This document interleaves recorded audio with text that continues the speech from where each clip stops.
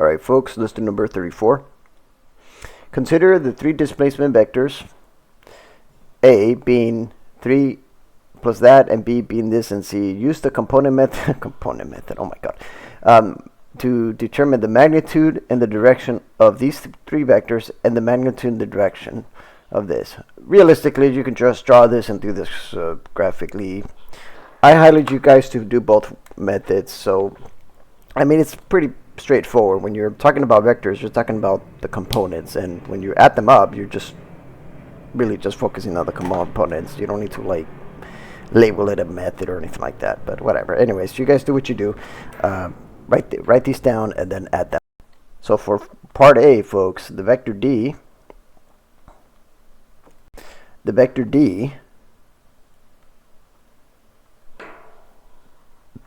is going to be, so basically you're just going to add these guys up. 3 plus 1 is 4, 4 minus 2 is positive 2 in the I hat direction. Negative 3 minus 7, well, this is going to be positive 1, so that's going to be negative 2. Negative 2 in the J hat direction.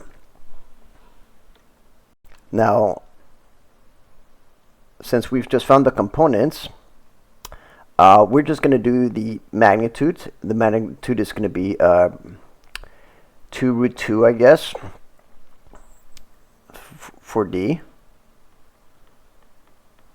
And the direction, angle, I'm not even going to put time numbers, or whatever it is. But if X and Y are the same, I'm just going to shortcut to this to say that this is going to be straight up 45 degrees. So that's part A. Part B is asking the magnitude and the direction of E. E being a vector, negative A, negative B, and plus C. So let's add those. So what I'm going to do is I'm just going to flip the signs. I'm going to multiply the whole thing by a negative vector. So E is going to be made up of the component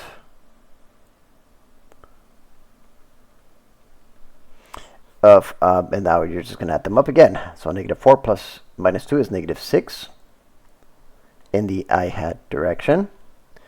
That's going to be 7, 12 plus 12 in the J hat direction.